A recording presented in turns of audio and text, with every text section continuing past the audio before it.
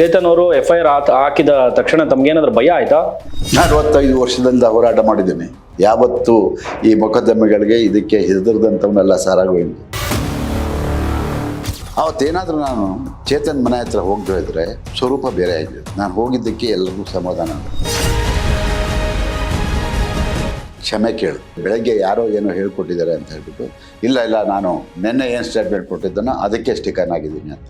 ಇದಕ್ಕೇನಂತಾರೆ ಜನ ಹೇಳಿ? ಹುಚ್ಚ ಅಂತಾರೆ, ಮೆಂಟಲ್, ಆಫ್ ಮೆಂಟಲ್ ಅಂತ. ಅಮೆರಿಕದಲ್ಲಿ ಹುಟ್ಟಿ ಇಲ್ಲಿಗೆ ಬಂದು ಯಾರ ಬಗ್ಗೆನೂ ತಿಳ್ಕೊಳ್ದನ್ನ ಇಷ್ಟು ಮಾತಾಡಿದ್ರೆ ಯಾರು ರೋಷ ಬರಲ್ಲ ಹೇಳಿ? ಆಕ್ರೋಶದಲ್ಲಿ ಒಂದೆರಡು ಮಾತಾಡಿರ್ಬೋದು. ಅದು ನಿನ್ನ ಮೇಲೆ ಕೈ ಮಾಡಿದ್ದೀನ, ನಿನ್ನ ಮನೆಗೆ ನುಗ್ಗಿದ್ದೇನೆ, ಏನು ಮಾಡಿದ್ದೀನಿ? ನಾನು ಅಗ್ನಿ ಶ್ರೀಧರ್ ನಾನು ಜೊತೆಲಿ ಕೂತಿದ್ದು ಅವನ್ನ ಕರೆದೆ, ಚೇತನ್ನ. ಶ್ರೀಧರ್ಗೆ ಹೇಳಿದೆ, ಒಳ್ಳೆ ಭವಿಷ್ಯ ಇದೆ, ಒಳ್ಳೆ ರೀತಿಯಲ್ಲಿ ಮಾಡು, ಸಿನಿಮಾ ರಂಗದಲ್ಲಿ ಬೆಳಿತೀಯ, ಒಳ್ಳೇದಾಗಲಿ ನಿನಗೆ ಅಂದೆ.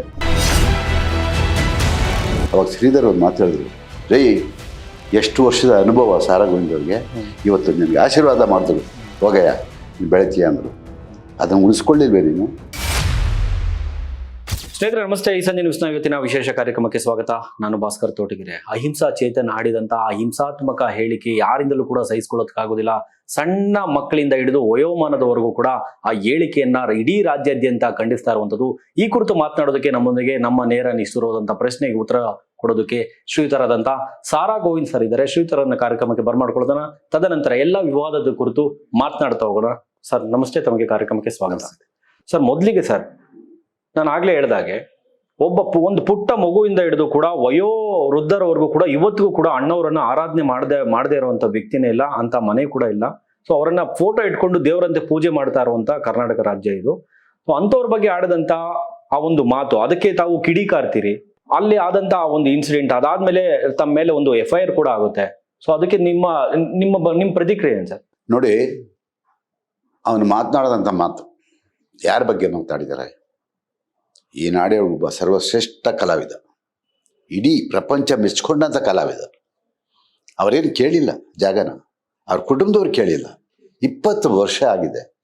ಇವತ್ತು ನೀನು ಆ ವಿಚಾರ ಎತ್ತಿಯಲ್ಲ, ಕನ್ನಡಿಗರು ಸುಮ್ಮನೆ ಕೂತ್ಕೊಳ್ಳೋಕ್ಕಾಗುತ್ತಾ? ಕೈ ಕೊಟ್ಕೊಂಡು ನೀನು ಆ ಮಾತನ್ನು ಕೇಳ್ಕೊಂಡು ಕೈ ಕೊಟ್ಕೊಂಡು ಕೂತ್ಕೊಳ್ಳೋಕ್ಕಾಗುತ್ತಾ?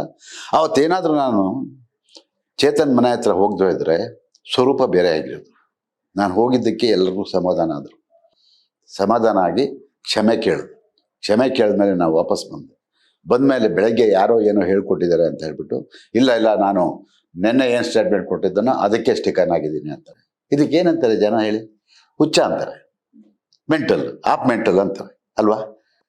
ನಿನ್ನೆ ಒಂದು ಸ್ಟೇಟ್ಮೆಂಟು, ಇವತ್ತೊಂದು ಸ್ಟೇಟ್ಮೆಂಟು.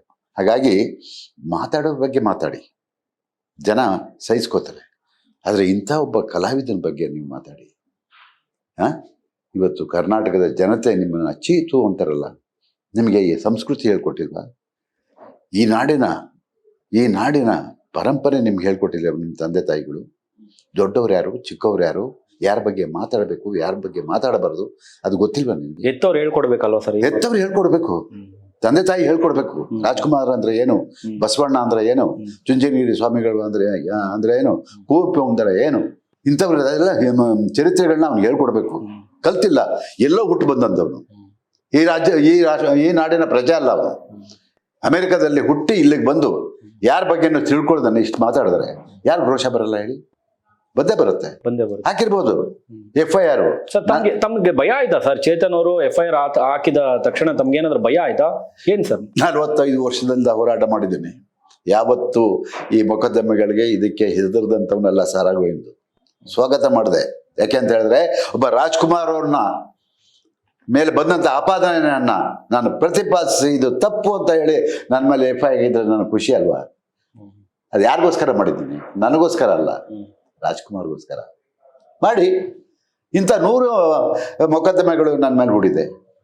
ನಾನೇನು ಮರ್ಡರ್ ಮಾಡಿಲ್ಲ, ಕೊಲೆ ಮಾಡಿಲ್ಲ. ಆಕ್ರೋಶದಲ್ಲಿ ಒಂದೆರಡು ಮಾತಾಡಿರ್ಬೋದು. ಅದು ನಿನ್ನ ಮೇಲೆ ಕೈ ಮಾಡಿದ್ದೀನ, ನಿನ್ನ ಮನೆಗೆ ನುಗ್ಗಿದ್ದೇನೆ, ಏನು ಮಾಡಿದ್ದೀನಿ? ನಾನಿಲ್ಲ ಅಂತ ಹೇಳಲ್ಲ, ಆಕ್ರೋಶದಲ್ಲಿ ಬರುತ್ತೆ ಮಾತು. ಯಾರ ಬಗ್ಗೆ ಮಾತಾಡಿದೀಯ ನೀನು? ರಾಜ್ಕುಮಾರ್ ಬಗ್ಗೆ ಮಾತಾಡಿರೋದು. ಅವ್ರ ಕುಟುಂಬ ಕೇಳಿದ್ರ 2.5 ಎಕರೆನ? ಇಲ್ವಲ್ಲ, ಯಾರೂ ಕೇಳಿಲ್ಲ. ಅವ್ರಿಗೆ ಜಾಗ ಇರಲಿಲ್ವಾ? ಬಿಡದಿ ಹತ್ರ 15 ಎಕರೆ ಜಾಗ ಇದೆ. ಸುಮಾರು ಎಷ್ಟು ಎಕರೆ ಇರ್ಬೋದು ಸರ್? ಅಣ್ಣವ್ರದ್ದು ಅಂತಾನೆ ಆಸ್ತಿ ಅದು. 15 ಎಕರೆ ಇಲ್ಲಿದೆ. ಗಾಜ್ನೂರಲ್ಲಿ ಒಂದು 30-40 ಎಕರೆ ಇದೆ. ಒಬ್ಬ ಅವ್ರಿಗೆ ಆಸೆ ಇದ್ದಿದ್ದು ಎಲ್ಲಿ ಗೊತ್ತಾ? ಬಿಡದಿಯಲ್ಲಿ ಹತ್ರ ಇರೋ ಜಮೀನಲ್ಲಿ ಅವ್ರ ತಾಯಿ ಮತ್ತು ಅವರ ತಮ್ಮನ ಇದನ್ನ ಸ್ಮಾರಕ ಮಾಡಿದ್ದಾರೆ. ಅದ್ರ ಪಕ್ಕದಲ್ಲಿ ಇವ್ರು ಇರಬೇಕು, ಅವ್ರ ತಮ್ಮನ ಪಕ್ಕದಲ್ಲಿ ಅಂತ ಇವ್ರ ಆಸೆ. ಆದ್ರೆ ಕರ್ನಾಟಕ ಸರ್ಕಾರ, ಅವತ್ತಿನ ಸರ್ಕಾರ, HD ಕುಮಾರಸ್ವಾಮಿ ಅವರು ಮುಖ್ಯಮಂತ್ರಿಗಳು, ರಾತ್ರಿ 2 ಗಂಟೆಗೆ ತೀರ್ಮಾನ ತಗೊಂಡ್ರು. ರಾಜ್ಕುಮಾರ್ ಅವ್ರನ್ನ ಅಲ್ಲಿ ಇಲ್ಲಿ ಹಾಕೋದು ಬೇಡ, ಅವರು ಈ ನಾಡಿನ ಒಂದು ಶಕ್ತಿ, ಈ ನಾಡಿನ ಒಂದು ಸಾಂಸ್ಕೃತಿಕ ರಾಯಭಾರಿ. 206 ಚಿತ್ರಗಳಲ್ಲಿ 206 ಸಂದೇಶಗಳನ್ನು ಕೊಟ್ಟಿದ್ದಾರೆ ಅಂತ ಒಬ್ಬ ಮಹಾನ್ ವ್ಯಕ್ತಿ ಬೆಂಗಳೂರು ನಗರದಲ್ಲಿ, ಕೆಂಪೇಗೌಡರು ಕಟ್ಟಿದಂಥ ಬೆಂಗಳೂರು ನಗರದಲ್ಲಿ ಮಧ್ಯಭಾಗದಲ್ಲಿ ಅವರ ಒಂದು ಸ್ಮಾರಕವನ್ನು ಮಾಡಬೇಕು ಅಂತ ಹೇಳಿದ್ರು. ಇವತ್ತು ಜನ ಅಲ್ಲಿಗೆ ಹೋದವರು ಯಾರು ಸ್ಮಾರಕ ಅನ್ನಲ್ಲ, ಸಮಾಧಿ ಅನ್ನಲ್ಲ, ಅದು ಒಂದು ಪುಣ್ಯಭೂಮಿ ಅಂತ ಹೇಳ್ತಾರೆ. ಹೌದು ಸರ್, ಖಂಡಿತ ಸರ್, ಪುಣ್ಯಭೂಮಿ ಅಂತ ಹೇಳ್ತಾರೆ. ಹೌದು ಸರ್, 106 ಮದುವೆ ಆಗಿದಾವಲ್ಲಿ. ಮದುವೆ ಕೂಡ ಆಗಿದೆ ಸರ್, 106 ಮದುವೆ ಆಗಿದೆ. ಜೊತೆಗೆ ಗರ್ಭಿಣಿ ಹೆಂಗಸರಿದಾರಲ್ಲ, ಅವ್ರು ಬಂದು ಆ ಸಮಾಧಿಗೆ ಕೈ ಮುಗಿಕೊಂಡು ನಿನ್ನಂತ ಮಗು ನನಗಾಗ್ಲಿ ಅಂತ ಹೇಳ್ಬಿಟ್ಟು ಅದನ್ನ ಆಶೀರ್ವಾದ ಪಡ್ಕೊಂಡು ಹೋಗ್ತಾರೆ. ಇದನ್ನ ಕೇಳಿದ್ರೆ ರೋಮಾಂಚನ ಆಗಲ್ವಾ? ಇದೇನು ಗೊತ್ತಿಲ್ವಾ ನಿನಗೆ? ಇದೇನು ಗೊತ್ತಿಲ್ವಾ? ಎಂಥ ವ್ಯಕ್ತಿ ಬಗ್ಗೆ ಮಾತಾಡಿ ಕೀಳಾಗ್ಬಿಟ್ಟೆ. ನೀನು ಮಾಡು, ನೀನು ಅಲ್ಪಸಂಖ್ಯಾತರ ಬಗ್ಗೆ ಹೋರಾಟ ಮಾಡ್ತೀಯಾ, ಹಿಂದುಳಿದವರ ಬಗ್ಗೆ ಹೋರಾಟ ಮಾಡ್ತಿದ್ಯಾ, ಆದಿವಾಸಿಗಳ ಬಗ್ಗೆ ಹೋರಾಟ ಮಾಡ್ತೀಯ, ಮಾಡುವ, ನಮ್ದೇನು ಅಭ್ಯಂತರ ಇಲ್ಲ. ನಾವ್ ಯಾವತ್ತಾರು ಕೇಳಿದ್ದೀವ? ಯಾವತ್ತಾರು ಅದ್ರ ಪ್ರಶ್ನೆ ಮಾಡಿದೀವ? ಇಲ್ಲ. ಯಾಕಂದ್ರೆ ಇನ್ನು ಬೆಂಬಲ ಕೊಟ್ಟಿರೋರು ಹೆಚ್ಚು ಸರ್. ನಿನ್ನ ಹೋರಾಟ ನಿನಗೆ, ಹೌದು, ನನ್ನ ಹೋರಾಟ ನನಗೆ. ಹೌದು, ನಾನು 83ರಿಂದ ನಾನು ಹೋರಾಟ ಮಾಡ್ಕೊಂಡು ಬಂದಿದ್ದೀನಿ ಸರ್. 83ರಿಂದ ತಾವು ಹೋರಾಟ ಮಾಡಿದ್ರಲ್ಲ, ಇವತ್ತು ಚೇತನ್ ಅವರು FIR ಮೂಲಕ ನಿಮ್ಮನ್ನೆಲ್ಲೋ ಬೆದರಿಸುವಂತ ಕೆಲಸ ಮಾಡಿದ್ರು. ಅವತ್ತಿಗೆ ಯಾರಾದ್ರೂ ರೌಡಿಗಳು ನಿಮ್ಮನ್ನ ಬೆದರಿಸುವ ಕೆಲಸ ಮಾಡಿದ್ರ ಸರ್? ಬೇಕಾದಷ್ಟು ಜನ ರೌಡಿಗಳು ಅವತ್ತಿನ ದಿವಸ ಬಹಳಷ್ಟು ಜನ ಇದ್ರು. ಯಾರು ಕೂಡ ನಮ್ಮ ಬಗ್ಗೆ ಒಂದೇ ಒಂದು ಸಣ್ಣ ಅಪಾದನೆಯನ್ನು ಮಾಡಲಿಲ್ಲ, ಅಥವಾ ನಮ್ಮ ಬಗ್ಗೆ ಒಂದು ಕೀಳಾಗಿ ಅಥವಾ ಮೇಲಾಗಿ ಯಾವತ್ತೂ ಮಾತಾಡಲಿಲ್ಲ. ಅವರು ಎಲ್ಲರೂ ನನ್ನ ಸ್ನೇಹಿತರೆ, ನನ್ನ ಹತ್ರ ಬರೋರು ಹೋಗೋರು. ಯಾಕಂದ್ರೆ ನಾನೊಬ್ಬ ಇದ್ರು, ಕೊತ್ವಾಲ್ ರಾಮಚಂದ್ರ ಇದ್ರು, ಎಲ್ಲರೂ ಸ್ನೇಹಿತರೆ. ಆಗಿನ ಸರ್ಕಾರ ಜನತಾದಳ ಸರ್ಕಾರ, ಆಗಿನ ಕಾಲಘಟ್ಟದಲ್ಲಿ ರಾಜ್ಕುಮಾರ್ ಅಭಿಮಾನಿಗಳ ಸಂಘ ಸುಮಾರು 16 ಸಾವಿರ ಸಂಘಟನೆಗಳನ್ನ ಮಾಡಿ ಬೆಂಗಳೂರಿಗೆ ಸ್ಥಿಮಿತವಾಗಿದ್ದಂಥ ಕನ್ನಡ ಪರ ಹೋರಾಟವನ್ನ ಇಡೀ ಕರ್ನಾಟಕಕ್ಕೆ ತಗೊಂಡೋಗಿದ್ದು ರಾಜ್ಕುಮಾರ್ ಅಭಿಮಾನಿಗಳ ಸಂಘ. ಅದರಲ್ಲಿ ಬಹಳ ಪ್ರಮುಖ ಪಾತ್ರವನ್ನು ವಹಿಸಿದಂಥವರು ಇವತ್ತಿನ ಈ ಸಂಜೆ ಪತ್ರಿಕೆಯ ಸಂಪಾದಕರಾದಂಥ ನಮ್ಮ T. ವೆಂಕಟೇಶ್, ಅವತ್ತಿನ ಕಾರ್ಯದರ್ಶಿ, ನಾನು ಅಧ್ಯಕ್ಷ. 16 ಸಾವಿರ ಸಂಘಟನೆಗಳನ್ನು ಮಾಡಿದವು. ಒಂದು ವಾರಪತ್ರಿಕೆ, ವೈಕುಂಠರಾಜು ಅನ್ನೋ ಒಬ್ಬ ದೊಡ್ಡ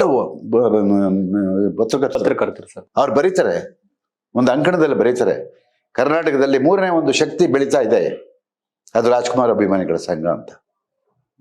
3ನೇ ಶಕ್ತಿ. ಅವತ್ತಿನ ದಿವಸ ಕನ್ನಡದ ಹೋರಾಟದಲ್ಲಿ ಒಂದು ಸರ್ಕಾರವನ್ನ ಎದುರಿಸುವಂತ ಶಕ್ತಿ ಯಾರಿಗಾದ್ರು ಇದ್ರೆ ಅದು ಒಂದು ರಾಜ್ಕುಮಾರ್ ಅಭಿಮಾನಿಗಳ ಸಂಘ, ಮತ್ತೊಂದು ರೈತ ಸಂಘ. ಅದ್ಭುತ ಸರ್. ಇದು 2 ಸಂಘಟನೆಗಳಿಗೆ ಅವತ್ತು ಹೆದರ್ತಾ ಇದ್ರು. ಒಂದು ವೀಲ್ ಅಂಡ್ ಆಕ್ಸಲ್ ಅಚ್ಚುಮತಿ ಗಾಲಿ ಕಾರ್ಖಾನೆ ಯಲಂಕದಲ್ಲಿದೆ. ಅಲ್ಲಿ ಕೆಲಸ ಮಾಡೋರು 8 ಜನ ಕನ್ನಡಿಗರು. ನನ್ನ ಜಮೀನು ಕೊಟ್ಟಿರೋರು ಅದಕ್ಕೆ ನನ್ನ ಕನ್ನಡದ ಜನ, ರೈತರು. ಸುಮಾರು 35-40 ಎಕರೆ ಜಮೀನು ಕೊಟ್ಟಿದ್ದಾರೆ. ಜಮೀನು ಕೊಟ್ಟಂತ ಮಕ್ಕಳಿಗೆ ಅಲ್ಲಿ ಕೆಲಸ ಇಲ್ಲ, ಉದ್ಯೋಗ ಇಲ್ಲ, ಎಲ್ಲ ಹೊರಗಡೆ ರಾಜ್ಯದಿಂದ ಬಂದಂಥವ್ರು. ನಮ್ಮ ಕೆಲಸ ಮಾಡ್ತಿದ್ದಂಥ 7-8 ಜನದ ಮೇಲೆ ದಬ್ಬಾಳಿಕೆ, ಕನ್ನಡಿಗರ ಮೇಲೆ ಗುಳು ಅಂತ ಬಂದು ಹತ್ಕೋತಾರೆ ನನ್ನ ಕಚೇರಿಗೆ. ಅವತ್ತು ನಾನೊಂದು ತೀರ್ಮಾನ ತಗೋತೀವಿ, ಇದಕ್ಕೆ ಒಂದು ಅಂತಿಮ ತಾರ್ಕಿಕವನ್ನ ನಾನು ಆಡ್ಲೇಬೇಕು ಅಂತ ಹೇಳ್ಬಿಟ್ಟು ಅವತ್ತು ಒಂದು ತೀರ್ಮಾನ ತಗೊಳ್ತೀನಿ. ಅಚ್ಚು ಗಾಲಿ ಕಾರ್ಖಾನೆಯಲ್ಲಿ ಕನ್ನಡಿಗರಿಗೆ ಉದ್ಯೋಗ ಕೊಡಬೇಕು, 100ಕ್ಕೆ 80 ಭಾಗ ಅಂತ ಹೇಳ್ಬಿಟ್ಟು ಆ ನಿರ್ಧಾರ ತಗೋತೀನಿ ಅವತ್ತು. ಅದೇನೋ ಗೊತ್ತಿಲ್ಲ, ಕಾಕತಾಳೀಯವೋ ಏನೋ ಗೊತ್ತಿಲ್ಲ. ಅದೇ ಸಮಯಕ್ಕೆ ಸರಿಯಾಗಿ ಶ್ರೀಮತಿ ಇಂದಿರಾ ಗಾಂಧಿಯವರು ಬೆಂಗಳೂರಿಗೆ ಬರ್ತಾರೆ. ಶ್ರೀಮತಿ ಇಂದಿರಾ ಗಾಂಧಿಯವರು ಬೆಂಗಳೂರಿಗೆ ಬಂದಾಗ ಬೆಂಗಳೂರಿನಲ್ಲಿ ಭೇಟಿಗೆ ಅವಕಾಶ ಕೊಟ್ಟಿದ್ದು ಓನ್ಲಿ ರಾಜ್ಕುಮಾರ್ ಅಭಿಮಾನಿಗಳ ಸಂಘ 4-5 ಜನಕ್ಕೆ ಬಿಟ್ಟರೆ ಬೇರೆ ಯಾರಿಗೂ ಇಲ್ಲ. ಒಬ್ಬರಿಗೆ ನಮಗೆ ಎಲ್ಲಿ ಗವರ್ನರ್ ಮನೆಯಲ್ಲಿ ಅವ್ರನ್ನ ಭೇಟಿ ಮಾಡೋದಕ್ಕೆ ಅವಕಾಶ. ಪಾಪ ಅವತ್ತಿನ ಸಂದರ್ಭದಲ್ಲಿ ನನ್ನ ಕಾರ್ಮಿಕರು, ಇವತ್ತು BL ಕಾರ್ಮಿಕರಲ್ಲಿ ಒಬ್ಬರು ಹನುಮಂತಯ್ಯ ಅಂತ ಇದ್ರು, ಅವರು ನನಗೊಂದು ಇದನ್ನ ತಂದು ಕೊಡ್ತಾರೆ, ಮಾಹಿತಿನ. ರಾಜ್ಘಾಟ್ನಲ್ಲಿ BL ಕಾರ್ಖಾನೆ ಓಪನ್ ಆಗುತ್ತೆ. ಇಂದಿರಾ ಗಾಂಧಿ ಅವರು ಉದ್ಘಾಟನೆ ಮಾಡ್ತಾರೆ. ಉದ್ಘಾಟನೆ ಮಾಡಿ ಭಾಷಣ ಮಾಡುವಾಗ ಹೇಳ್ತಾರೆ, ಈ ಕಾರ್ಖಾನೆ ಇಲ್ಲಿ ಪ್ರಾರಂಭ ಆಗ್ತಾ ಇದೆ, ಇಲ್ಲಿಯ ಸ್ಥಳೀಯರಿಗೆ 100ಕ್ಕೆ 70 ಉದ್ಯೋಗ ಕೊಡಬೇಕು ಅಂತ ಶ್ರೀಮತಿ ಇಂದಿರಾ ಗಾಂಧಿ ಭಾಷಣ ಮಾಡ್ತಾರೆ. ಅದು ಹಿಂದಿಲಿರುತ್ತೆ. ಅದನ್ನು ನನಗೆ ತಂದು ಕೊಡ್ತಾರೆ, ಅವ್ರಿಗೆ ತೋರಿಸಿ ಇಂದಿರಾ ಗಾಂಧಿ ಅವ್ರಿಗೆ ಅಂತ. ಅದನ್ನು ತೊಗೊಂಡೋಗ್ತೀನಿ. ಜಾಫರ್ ಶರೀಫ್ ಅವರು ರೈಲ್ವೆ ಮಂತ್ರಿ, ಅವ್ರನ್ನ ಬರೋಕ್ಕೆ ಹೇಳ್ತಾರೆ ಅಲ್ಲಿ. ಯಾರನ್ನ? ಜಾಫರ್ ಶರೀಫ್ ಅವ್ರನ್ನ ಬರೋಕ್ಕೆ ಹೇಳ್ತಾರೆ. ಕೂರಿಸ್ಕೊಂಡು ನಾನು ಇದೇ ಥರ ಟೇಬಲಲ್ಲಿ ಕೂತ್ಕೊಂಡು ಆ ಪತ್ರಿಕೆ ಇತ್ತಲ್ಲ ಅದನ್ನು ಪ್ಲೀಸ್ ರೀಡ್ ಮೇಡಮ್ ಅಂತ ಹೇಳ್ಬಿಟ್ಟು ಆ ಪತ್ರಿಕೆನ ಕೊಡ್ತೀನಿ. ಆ PA ಇಂದ ಕನ್ನಡಕ ತರಿಸ್ಕೊಂಡು ಅದನ್ನು ಪೂರ್ತಿ ಓದ್ತಾರೆ ಪೇಪರ್ನ. ನಾನು ಹೇಳ್ತೀನಿ, ನಾವೆಲ್ಲರೂ ನೋಡಿ, ಇಲ್ಲಿ ನೀವು 70% ಹೇಳ್ತೀರಾ, ಇಲ್ಲಿಗೆ ಸುಮಾರು 1,500-2,000 ಜನ ಕೆಲಸ ಮಾಡ್ತಾ ಇದ್ರೆ ಲೋಕಲ್ ಪೀಪಲ್ ಓನ್ಲಿ 10 ಮೆಂಬರ್ಸ್ ಅಂತ ಹೇಳಿದಾಗ ಜಾಫರ್ ಶರೀಫ್ ಅವ್ರಿಗೆ ಹೇಳ್ತಾರೆ, ನಾಳೆ ಇವರನ್ನ ಕರ್ಕೊಂಡು ಹೋಗು ಕಾರ್ಖಾನೆಗೆ, ಅಲ್ಲಿ ಎಲ್ಲವನ್ನ ತನಿಖೆ ಮಾಡಿ ನನಗೆ ಮಾಹಿತಿ ಕೊಡಬೇಕು, ನೀವು ವರದಿಯನ್ನು ಕೊಡು ಅಂತ ಕೇಳ್ತಾರೆ. ಬೆಳಗ್ಗೆ 8 ಗಂಟೆ ಕರ್ಕೊಂಡು ಹೋಗ್ತಾರೆ. ಜಾಫರ್ ಶರೀಫ್ ಒಬ್ಬ ಅಲ್ಪಸಂಖ್ಯಾತರು, ಎಂಥ ಕನ್ನಡದ ಅಭಿಮಾನ ಅವ್ರಿಗೆ. ಕರ್ಕೊಂಡು ಹೋಗ್ತಾರೆ ನಮ್ಮನ್ನೆಲ್ಲರನ್ನು, ನನ್ನ, ವೆಂಕಟೇಶ್ನ, ಶಿವಶಂಕರ್ ರಾಮೇಗೌಡರು, ಮತ್ತು ನಮ್ಮ CVL ಶಾಸ್ತ್ರಿ ಅವರು, ಮಹಾದೇವ್ ಬಣ್ಕಾರ್, ಇವರೆಲ್ಲರನ್ನೂ ಕರ್ಕೊಂಡು ಹೋಗ್ತಾರೆ. ನೋಡಿದ್ರಲ್ಲಿ 8 ಜನ ಕೆಲಸದವ್ರು ಇರೋದು. ಅವರು ಏನು 2ನೇ ಕ್ಲಾಸ್ 3ನೇ ಕ್ಲಾಸ್ ಕಸ ಗುಡಿಸೋರು. ಅವರು ಅನ್ಯಾಯ ಆಗಿದೆ ಅಂತ ಹೇಳಿ ಒಪ್ಕೋತಾರೆ. ಗೋವಿಂದವರೇ, ನಾನೊಂದು ವರದಿ ಕೊಟ್ಟರೆ ವರದಿ ಕೇವಲ ಯಾವುದೋ ಒಂದು ಕಸದ ಬುಟ್ಟಿಗೆ ಬೀಳುತ್ತೆ. ಇದು ರಾಷ್ಟ್ರ ಮಟ್ಟದಲ್ಲಿ ಗೊತ್ತಾಗಬೇಕು ಅಂತ ಒಂದು ಇದನ್ನು ಇಲ್ಲಿ ಒಂದು ಪ್ರತಿಭಟನೆ ಮಾಡಿ ಗೊತ್ತಾಗಬೇಕಿದು ಅಂತ ಹೇಳಿದಾಗ, ಸರ್ ನೀವು ನಂಬ್ತೀರಾ, ರಾಜ್ಕುಮಾರ್ ಅಭಿಮಾನಿಗಳ ಸಂಘದ ಶಕ್ತಿ, ಅದಕ್ಕೆ ರಾಜ್ಕುಮಾರ್ ಶಕ್ತಿ. ಒಂದು ಕಾಫಿ ಕೊಡಿಸಿಲ್ಲ, ಒಂದು ಲೋಟ ನೀರು ಕೊಟ್ಟಿಲ್ಲ ಸರ್ ನನ್ನ ಜನಕ್ಕೆ. ಸುಮಾರು 3 ಲಕ್ಷ ಜನ, ಎಲ್ಲಿಂದ? ಮಲ್ಲೇಶ್ವರ ಮಾಟದ ಮೈದಾನದಿಂದ ಯಲಹಂಕದವರೆಗೂ ಕೂಡ 3 ಲಕ್ಷ ಜನ ಅವತ್ತು ಗುತ್ತಿಗೆ ಹಾಕಿದ್ದು ಆ ಕಾರ್ಖಾನೆಯಲ್ಲಿ. ಇವತ್ತು ಹೋಗಿ ನೋಡ್ಕೊಂಬನ್ನಿ, ಅಲ್ಲಿ ಇವತ್ತು 100ಕ್ಕೆ 75 ಭಾಗ ಕನ್ನಡಿಗರಿದ್ದಾರೆ. ಇವತ್ತು ಕೂಡ ನಾನು ಅಲ್ಲಿಗೆ ಗೌರವ ಅಧ್ಯಕ್ಷ. BHEL ಕಾರ್ಖಾನೆ.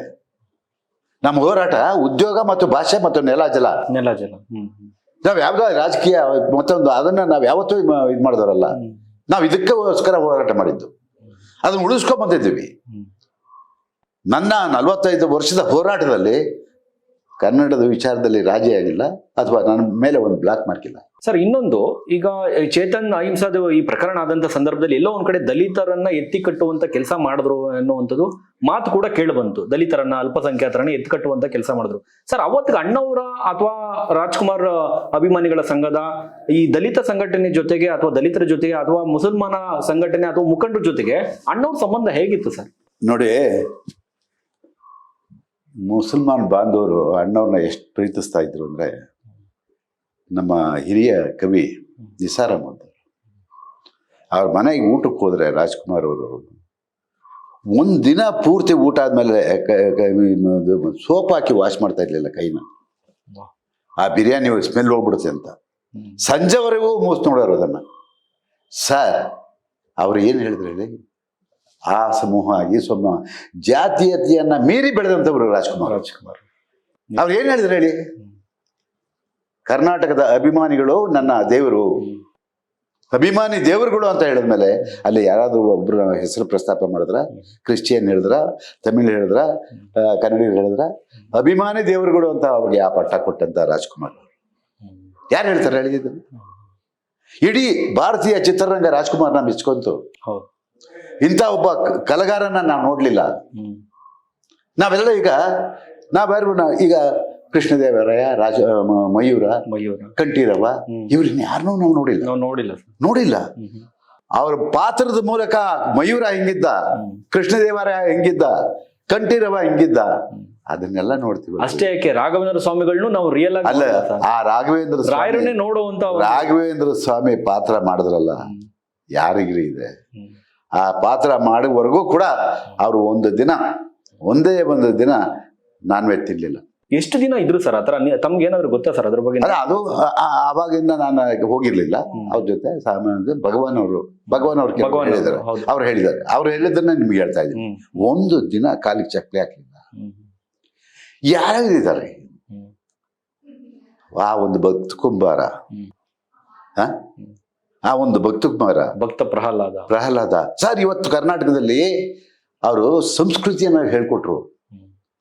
ತಂದೆ ತಾಯಿಗೆ ಗೌರವ ಕೊಡಿ, ಅಣ್ಣ ತಮ್ಮದರಿಗೆ ಗೌರವ ಕೊಡಿ, ಅಕ್ಕ ತಂಗಿಯರಿಗೆ ಗೌರವ ಕೊಡಿ, ನಮ್ಮ ಸುತ್ತಮುತ್ತ ಇರೋರ್ನೆಲ್ಲ ಪ್ರೀತಿಯಿಂದ ನೋಡ್ಕೊಡಿ, ಕೀಳಾಗಿ ನೋಡ್ಬಿಡಿ ಯಾರನ್ನೂ. ಸರ್ ಇದೊಂದು ಕುತೂಹಲದ ಪ್ರಶ್ನೆ ಸರ್ ಇದು. ಈಗ ಚೇತನ್ ಎಲ್ಲೋ ಒಂದ್ ಕಡೆ ಕೆಲವರು ದಲಿತರನ್ನ ಎತ್ತಿಕಟ್ಟುವಂತ, ದಲಿತ ಸಂಘಟನೆ ಎತ್ತಿಕಟ್ಟುವಂತ ಕೆಲಸ ಮಾಡಿದ್ರಲ್ಲ, ಅಣ್ಣವರು ಮತ್ತು ದಲಿತ ಸಂಘಟನೆಯವರ ಒಂದು ಸಂಬಂಧ ಹೇಗಿತ್ತು ಅಂತ ಹೇಳಿ ಸರ್, ರಾಜ್ಕುಮಾರ್ ಹೇಳ್ತೀನಿ, ಯಾವತ್ತು ಒಂದು ವರ್ಗಕ್ಕೆ ಸೀಮಿತವಾದವರಲ್ಲ, ನಾಯಕ ಅಲ್ಲ. ನಿಜ ಸರ್. ಎಲ್ಲ ಜನ ಅವ್ರನ್ನ ಪ್ರೀತಿಸ್ತಾ ಇದ್ರು. ಎಲ್ಲ ಜನ, ಬಹಳಷ್ಟು ಜನ ಹಿರಿಯರು, ತಂದೆ ತಾಯಿಗಳು ಮನೇಲಿ ಏನ್ ಹೇಳ್ಕೊಡ್ತಿದ್ರು ಗೊತ್ತಾ? ಮಕ್ಕಳೆಲ್ಲರೂ ಯಾವ್ದಾದ್ರು ಸಿನಿಮಾ ನೋಡಕ್ ಹೋಗ್ತೀನಿ ಅಂದ್ರೆ, ಯಾವ ಸಿನಿಮಾ ನೋಡಕ್ ಹೋಗ್ತಾ ಇದ್ದೀರಾ? ರಾಜ್ಕುಮಾರ್ ಸಿನಿಮಾ ನೋಡಿ ಹೋಗಿ, ಬೇರೆ ಯಾವ್ದು ನೋಡ್ಬಿಡಿ, ಕೆಟ್ಟೋಗ್ಬಿಡ್ತೀರಾ. ಹಾ, ಅಣ್ಣವ್ರದ್ದು ನೋಡಿ, ಅಣ್ಣವ್ರ ಸಿನಿಮಾ ನೋಡಿ ಅಂತ ಹೇಳೋರು. ಹೌದು, ಅಣ್ಣವ್ರದ್ದು ನೋಡಿ ಒಳ್ಳೆ ಬುದ್ಧಿ ಕಲಿತೀರಾ ಅಂತ ಹೇಳ್ಕೊಡ್ತಾ ಇದ್ರು ನಮ್ಮ ತಂದೆ ತಾಯಿ. ಯಾಕೆ ಹೇಳ್ತಿದ್ರು ಹೇಳಿ? ಹೌದು ಸರ್, 106 ಸಿನಿಮಾಗಳಲ್ಲೂ ನೂರಾರು ಸಂದೇಶಗಳನ್ನು ಕೊಟ್ಟಿದ್ದಾರೆ ಸರ್ ಅವರು. ಹೌದು, ಅಂತ ಮಹಾನ್ ವ್ಯಕ್ತಿ ಬಗ್ಗೆ ನನಗೆ ಯೋಗ್ಯತೆ ಇದೆ ಸರ್ ಮಾತಾಡೋಕ್ಕೆ. ನಾನು ಬದುಕಿದ್ದೀನಿ. ಆ ಮಾತನ್ನ ಕೇಳ್ಕೊಂಡು ಸುಮ್ಮನೆ ಕೂತ್ಕೊಳ್ಳೋಕೆ ನನ್ನ ಕೈಲಿ ಆಗುತ್ತಾ? ಯಾಕಂದ್ರೆ ಇವತ್ತೇನಾದ್ರೂ ಸಾರಗೋಂಜಿ ಆಗಿದ್ರೆ ಆ ಒಂದು ಹೆಸರು, ಹಂಗಂತ ನಾನು ಎಲ್ಲೂ ಕೂಡ ಆ ಹೆಸರಿಗೆ ಕಳಂಕ ತಂದಿಲ್ಲ. ಅವ್ರ ಆದರ್ಶಗಳನ್ನ ಪಾಲನೆ ಮಾಡ್ಕೊಂಡು ಹೋಗ್ತಾ ಇದ್ದೀನಿ. ಇಂತಲ್ಲ 100 ಅಲ್ಲ 1000 ಮೊಕದ್ದಮೆಗಳು ಬಂದರೂ ಕೂಡ ಕರ್ನಾಟಕದ ಕನ್ನಡದ ವಿಷಯದಲ್ಲಿ, ಈ ನೆಲ ಜಲ ವಿಷಯದಲ್ಲಿ ಸಾರಾಗೋದು ಹೆದರೋದಿಲ್ಲ. ಸರ್ ಇನ್ನೊಂದು ಕಡೆ ಪ್ರಶ್ನೆ ಸರ್, ಈಗ ಏನು ಅಹಿಂಸಾ ಚೇತನ್ ಬಹಳ ಹಿಂಸಾತ್ಮಕವಾಗಿ ಅಣ್ಣವ್ರ ಬಗ್ಗೆ ಆಡಿದ್ದು ಯಾರೊಬ್ರು ಕೂಡ ಸಹಿಸ್ಕೊಳ್ಳೋದಕ್ಕೆ ಸಾಧ್ಯನೇ ಇಲ್ಲ. ಅಣ್ಣವ್ರ ಒಡನಾಟ ಹೇಗಿತ್ತು ಅದು ತಂಬಾಯಿಂದ ಕೇಳ್ಬೇಕು ಸರ್. ರಜನಿಕಾಂತ್ ಅವ್ರು ಆಗಿರ್ಬೋದು, MJ ಅವ್ರು ಆಗಿರ್ಬೋದು, ಅಮಿತಾಬ್ ಬಚ್ಚನ್ ಅವರು ಆಗಿರ್ಬೋದು, ಎಷ್ಟು ಗೌರವದಿಂದ ಕಾಣ್ತಾ ಇದ್ರು. ಹೇಗಿತ್ತು ಸರ್ ಆ ದಿನಗಳು? ಸರ್, ಒಂದು ರಾಜ್ಕುಮಾರ್ ಅವ್ರಿಗೆ ಕೇಂದ್ರ ಸರ್ಕಾರ ಒಂದು ಪ್ರಶಸ್ತಿಯನ್ನು ಕೊಡ್ತಾರೆ ಸರ್, ಪದ್ಮಭೂಷಣ ಪ್ರಶಸ್ತಿ ಕೊಡ್ತಾರೆ. ಅವತ್ತಿನ ದಿವಸ ಇಲ್ಲಿ ಒಂದು ಸಾರ್ವಜನಿಕ ಸಮಾರಂಭವನ್ನ ನಾನೇ ಮಾಡ್ತೀನಿ ಸರ್. ಮಲ್ಲೇಶ್ವರಂ ಆಟದ ಮೈದಾನದಿಂದ ಕಂಠೀರವ ಸ್ಟೇಡಿಯಂವರೆಗೂ ಮೆರವಣಿಗೆ ಸರ್. ರಾಜ್ಕುಮಾರ್ ಅವ್ರನ್ನ ಒಂದು ರಥದ ಮೇಲೆ ಕೂರಿಸ್ಕೊಂಡು ಸರ್, ಅವತ್ತು ಆ ಕಾರ್ಯಕ್ರಮಕ್ಕೆ ಧರ್ಮೇಂದ್ರ ಬಂದಿದ್ದಾನೆ, ಅಮಿತಾಬ್ ಬಚ್ಚನ್ ಬಂದಿದ್ದಾರೆ, MJR ಬಂದಿದ್ದಾರೆ, ಶಿವಾಜಿ ಗಣೇಶನ್ ಬಂದಿದ್ದಾರೆ, ರಜನಿ, ಇವರೆಲ್ಲರೂ ಬಂದಿದ್ದಾರೆ ಸರ್. ಯಾಕೆ ಬಂದ್ರು ಹೇಳಿ? ಅಂತ ಮೇರು ನಟ, ಅಂತ ಮಹಾನ್ ಕಲಾ ಸರ್. ಆ MJR ರಾಜ್ಕುಮಾರ್ನ ಎಷ್ಟು ಪ್ರೀತಿಯಿಂದ ಕಾಣ್ತಾರೆ. ನನ್ನ ತಮ್ಮ, ಒಂದು ಘಟನೆ ಹೇಳ್ತೀನಿ. ಒಂದು ಸಾಂಗು ರಾಜ ನನ್ನ ರಾಜ ಚಿತ್ರೀಕರಣ, ಒಂದು ಸಾಂಗ್ನ ಸೆನ್ಸಾರು ಪೂರ್ತಿ ಕಟ್ಕೊಟ್ಬಿಡ್ತಾರೆ. ರಿಲೀಸ್ ಡೇಟ್ ಅನೌನ್ಸ್ ಮಾಡ್ಬಿಟ್ಟವ್ರೆ. ರಾಜ್ಕುಮಾರ್ಗೆ 105-108 ಡಿಗ್ರಿ ಜ್ವರ. ಆ ಜ್ವರದಲ್ಲಿ, ಯಾಕೆಂದ್ರೆ ಚಿತ್ರೀಕರಣ ಮಾಡಿ ಅದನ್ನ ಜಾಯಿಂಟ್ ಮಾಡಿ ಆ ಡೇಟಿಗೆ ರಿಲೀಸ್ ಮಾಡ್ಬೇಕಲ್ಲ, ನಿರ್ಮಾಪಕನಿಗೆ ತೊಂದರೆ ಆಗುತ್ತೆ ಅಂತ ಹೇಳ್ಬಿಟ್ಟು ಪ್ರೀಮಿಯರ್ ಸ್ಟುಡಿಯೋದಲ್ಲಿ ಶೂಟಿಂಗ್ ಮಾಡ್ತಾ ಇರ್ತೀವಿ ಸರ್. ಮಳೆ ನೀರು ಮೇಲಿಂದ ಬರ್ತಾ ಇದೆ. ಪಾಪ ನಿರ್ಮಾಪಕ ಅಣ್ಣವ್ರಿಗೆ ಜ್ವರ ಅಂತ ಹೇಳ್ಬಿಟ್ಟು ಬಿಸಿ ನೀರನ್ನ ಮಳೆ ಬರ್ಸ್ತಾರೆ, ಕಾಯಿಸ್ಬಿಟ್ಟು ಆ ನೀರನ್ನ ಬಿಸಿ ನೀರನ್ನ ಮಳೆ ಬರ್ಸ್ತಾರೆ. ಆ ಸಂದರ್ಭದಲ್ಲಿ ಅಲ್ಲೇ ಬಂದಿದ್ದಂಥ ಚಿತ್ರೀಕರಣಕ್ಕೆ MJR ಅನಿರೀಕ್ಷಿತವಾಗಿ ಪ್ರೀಮಿಯರ್ ಸ್ಟುಡಿಯೋಗೆ ಬರ್ತಾರೆ. ಸ್ಟುಡಿಯೋಗೆ ಬಂದು ರಾಜ್ಕುಮಾರ್ ಅವ್ರನ್ನು ನಮ್ಮ ಪಾತ್ರ ಮಾಡ್ತಾ ಇದ್ದಿದ್ದು, ಅವರು ಡ್ಯಾನ್ಸ್ ಮಾಡ್ತಾ ಇದ್ದಿದ್ದು ಎಲ್ಲ ನೋಡ್ಬಿಟ್ಟು ಹಂಗೆ ನಿಂತ್ಕೊಂಡು ನೋಡಿ, ಕೊನೆಗೆ ಅವರು ಶಾರ್ಟ್ ಆದಮೇಲೆ ಒಂದು ಶಾಲ್ ತೆಗೆದುಕೊಂಡು ಓದ್ಕೊಂಡು ಹಿಂಗೆ ನಡಗ್ತಾ ಇರ್ತಾರೆ. MJR ಹತ್ರಕ್ಕೆ ಹೋಗ್ಬಿಡ್ತಾರೆ.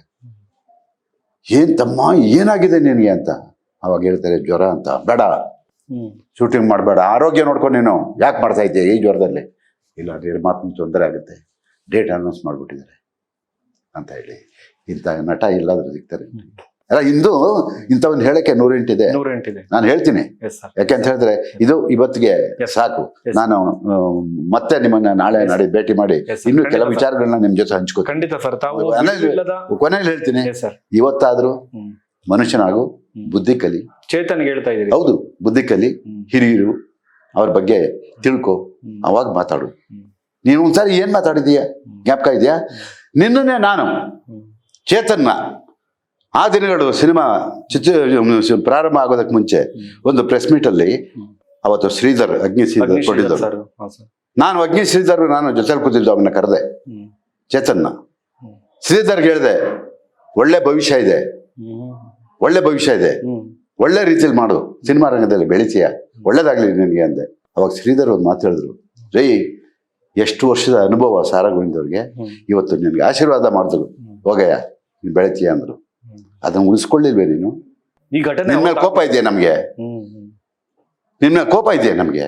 ಅವತ್ತು ಹೇಳಿದ ಮಾತು ನಿನ್ಗೆ ನೆನಪಿಲ್ಲ ಅಲ್ವಾ? ಸಾರಾಗೋವಿಂದ ಬಗ್ಗೆ ಇವತ್ತು FIR ಮಾಡ್ತೀಯಾ? ಅದಕ್ಕೆಲ್ಲ ಈ ಘಟನೆ ಆದಾಗ ಏನಾದ್ರು ಅಗ್ನಿಶ್ ಶ್ರೀಧರ್ ಸರ್ ತಾವೇನಾದ್ರು ಚರ್ಚೆ ಮಾಡಿದ್ರ ಸರ್? ಇಲ್ಲ, ಅಗ್ನೇಶ್ ಇದನ್ನು ನಾನು ಚರ್ಚೆ ಮಾಡಿಲ್ಲ. ದೂರವಾಣಿ ಒಂದ್ಸಾರಿ ಮಾಡಿದ್ದೆ, ಅವ್ರೇನೋ ಎತ್ಕೊಳ್ಳಿಲ್ಲ. ಅವರು ಅಗ್ನೇಶ್ ಶ್ರೀಧರ್ ಇದನ್ನು ಸಹಿಸ್ಕೊಡಲ್ಲ. ಅವರು ಅಪ್ಪಟ ಅಭಿಮಾನಿ. ಅಣ್ಣವ್ರನ್ನೆಲ್ಲ ತುಂಬಾ ಅಯ್ಯೋ, ಅವ್ರ ಜೊತೆ ಪಾತ್ರ ಮಾಡಿದ್ದಾರೆ.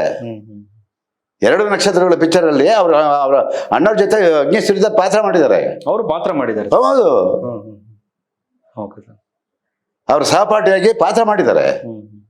ಅದು ಅಯ್ಯೋ, ಅಣ್ಣವರು ಅಂದ್ರೆ ಅವ್ರ ಪ್ರಾಣ. ಶ್ರೀಧರ್ ಅವ್ರಿಗೆ ನನ್ನ ಮೇಲೂ ಅಷ್ಟೇ ಪ್ರೀತಿ.